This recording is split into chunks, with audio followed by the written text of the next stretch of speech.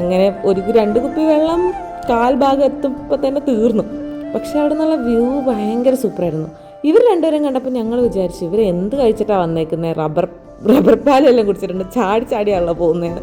അവരെന്താ കഴിച്ചതെന്ന് അറിയണമെന്നുണ്ടായിരുന്നു. പിന്നെ ഞങ്ങൾ കുറച്ചുകൂടി ദൂരം കൂടി നടന്നു. ഈ ഒരു പോയിന്റ് എത്തിക്കഴിഞ്ഞാൽ നമുക്ക് കുത്തനുള്ള കയറ്റം, നമ്മൾ ആ മലയുടെ സൈഡിൽ കൂടി കുറച്ച് ദൂരം പോകണം. അവിടെ നിന്ന് കുത്തനുള്ളൊരു കയറ്റമാണ്. ഫൈനലി നമ്മൾ ഈ ഒരു പോയിന്റ് എത്തും. ആ ഒരു കല്ല് കണ്ടോ, അതാണ് ഇല്ലിക്കക്കല്ല്. അപ്പുറ സൈഡിൽ നിന്നാലാണ് നല്ല വ്യൂ കിട്ടുക.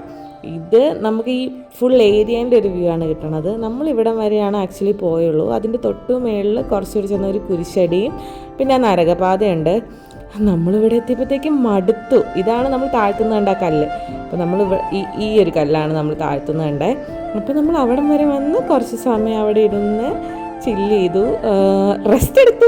ചില്ല് ചെയ്തു എന്നല്ല, കാരണം എല്ലാവരും ഇവിടെ വന്നപ്പോഴത്തേക്കും. പക്ഷെ അതൊരു നല്ല എക്സ്പീരിയൻസ് ആയിരുന്നു. താഴെ വന്നിരുന്നാൽ ഒരിക്കലും നമുക്ക് കിട്ടുന്ന ഒരു സാധനമല്ല അത് നമ്മൾ കയറി തീർന്നു കഴിയുമ്പോൾ നമുക്ക് കിട്ടുന്ന ഒരു സാറ്റിസ്ഫാക്ഷൻ ഉണ്ട്.